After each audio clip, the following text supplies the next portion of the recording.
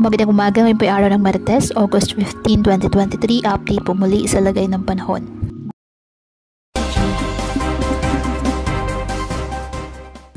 Makakaranas pa rin ng mga pag-ulan ang ilang bahagi ng ating bansa ngayong araw dahil po sa mga localized thunderstorms.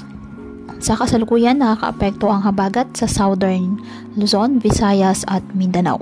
Wala namang bagyo o low pressure area na minomonitor sa loob po ng ating PAR ayon sa Pag-asa.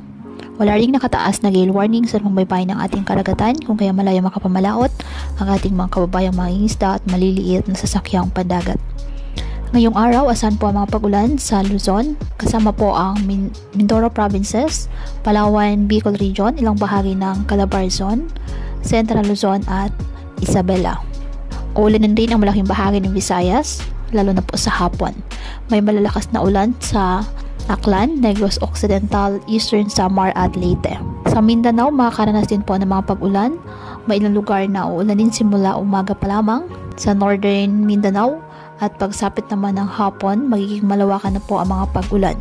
Posible ang matitinding ulan sa Saxargen, Zamboanga Peninsula, Agusan del Sur, kaya maging handa pa rin po sa banta ng mga pagbaha at landslide.